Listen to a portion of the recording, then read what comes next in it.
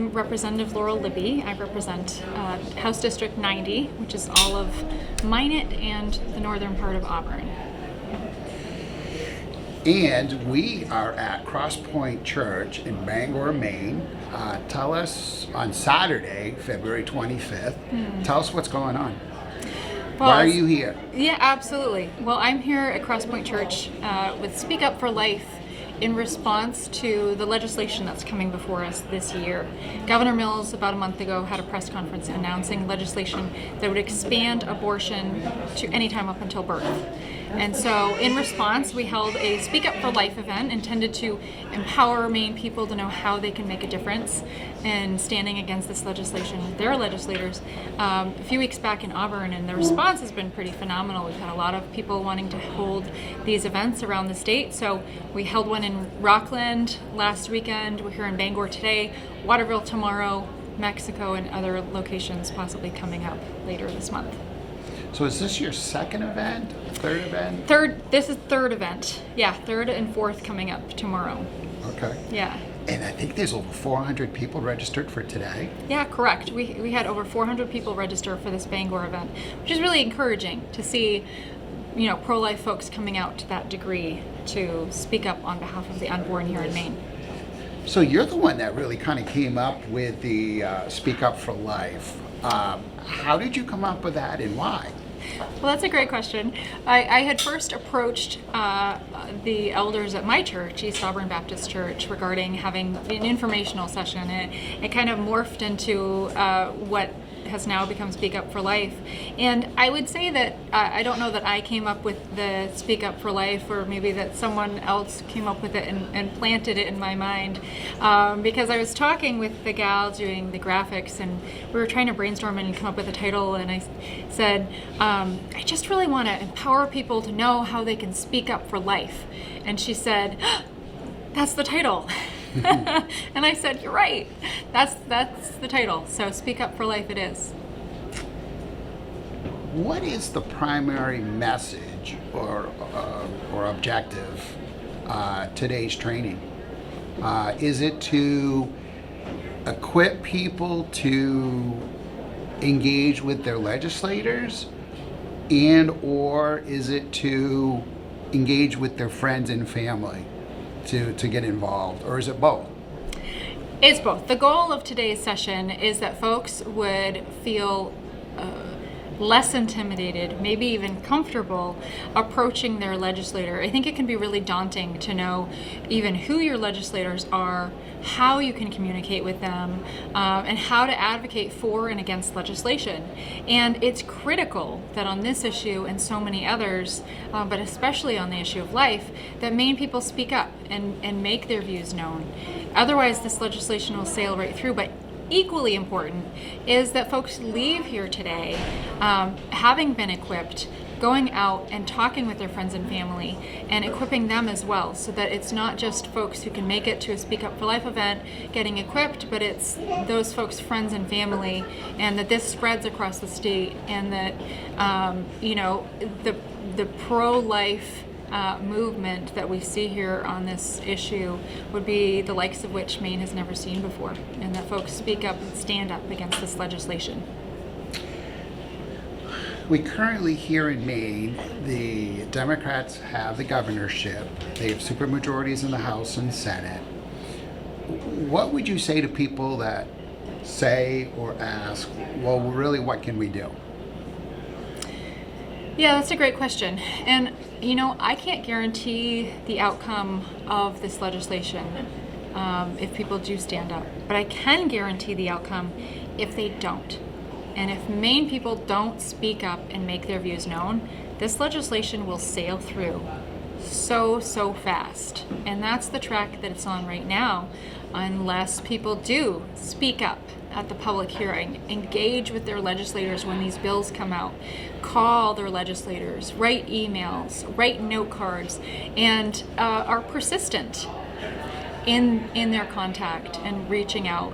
There are legislators who may be pro-choice but could be persuaded to vote with us. We don't know at this point what that vote will be, but I do know it is the right thing to speak up And if the church does not do it, who will? You actually bring up a really good point, because you could almost take that a step further. If people don't speak up, even though maybe there's no majorities, doesn't that kind of embolden those legislators that are kind of in the middle, and there's no feedback, there's no pushback to, it's almost like, okay, so if that's okay, then I guess Maine supports whatever else we do when it comes to the pro-life issue. Yeah, absolutely. You know, I think we're seeing this legislation in the first place because I think Governor Mills took the results of the election as a mandate to put in whatever legislation she and that the Democrats want to put in. And you know what? I don't think that this is legislation the Maine people want. Polls show that 2/3 plus of Mainers don't want full-term abortion, that they think it's wrong, and that's both pro-life and pro-choice folks. So yes, I think that we've seen the left, the Democrats, be pretty emboldened, but some of them are going to need to vote against this legislation for us to defeat it, and they're going to need to hear from their constituents fiercely. You've just recently been reelected. Mm-hmm. Congratulations. Thank you. Are you finding this session as bad as your previous two sessions? Are you finding that maybe you see some ways to maybe make some progress? What's your take so far in this new session? Yeah, this session is certainly a very different session from the last 2 years. Primarily the fact that we're in person. You know, when I started in the legislature, everything was via Zoom for committee work and was for those full 2 years. So we were not in person in our committees really at all. A couple were at the very tail end. But so it's a very different process now, being in person and having session regularly instead of occasionally at the Civic Center. So it's very different, and we are able to make more of those personal connections that you couldn't make a couple years ago. And so that's really the reason that I do feel hope that there's a chance that we can kill this legislation, because of those personal connections. And that's where Mainers can make a difference, is in connecting with their legislators and advocating against this legislation. With everything you're involved with, do you think Maine's best days are behind her or still ahead of her?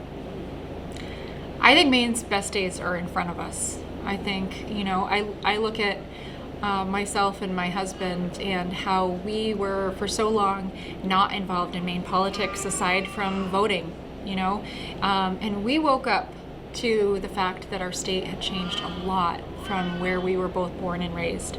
And I see, you know, as I look around me, I see a lot more folks who fall into that category, who are waking up to the changes in Maine and want to bring Maine back to the state that we know and love. And so I'm hopeful that Maine has great days ahead with folks who value life and liberty and the pursuit of happiness and want to work to make that change. You went from not really being politically active to you're on your second term legislator. What transpired to make you take an interest in politics? There were a few bills that came to my attention back in the 129th legislature.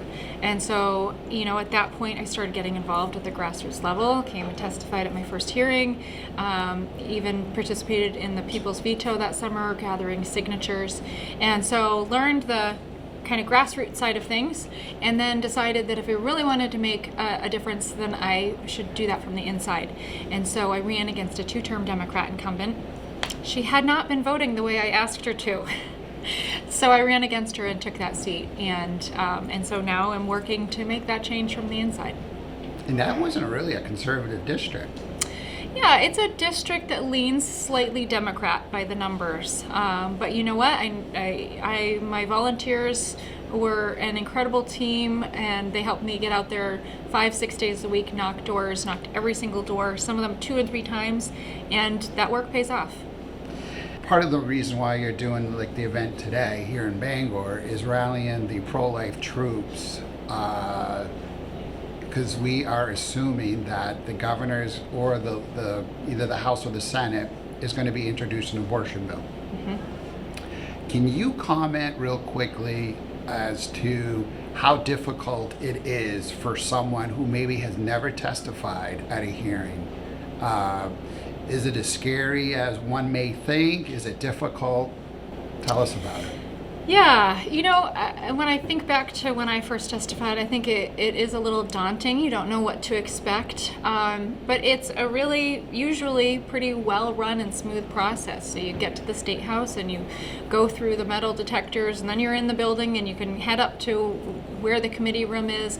You sign up to testify, and then every single person gets their 3 minutes. So they'll hear folks who are for the bill, who are against the bill, both in person and on Zoom, and it's generally a pretty well-run process, and the committee keeps folks informed of what's going on and who's going to be coming up next.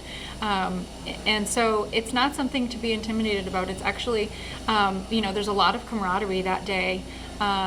You'll meet a lot of folks who feel exactly the same way as you do, and hopefully at the end of that day we'll realize you're really far from alone in your beliefs and in your thoughts on this issue and many others. And I made friends that first time I testified. I made friends that day that have been friends ever since, that have supported me in many ways when I did run for election, and I'm really thankful to have made those connections that day. Someone who's watching this interview and wants to get involved, where should they go? So the main way that you can get plugged in is go to speakupforlife.com. And on that website, you can sign up for legislative updates, and I'll let you know when the hearing is coming up, when the bill is moving forward in the House or the Senate for a vote. And you can also sign up to volunteer. If you'd like to volunteer for a Speak Up for Life event, you can sign up there. You'll see our future events. Registration is on the website at speakupforlife.com. So whether that's registering, for one of the events coming up this weekend or next week, or any events we schedule after that, those will all be posted at speakupforlife.com.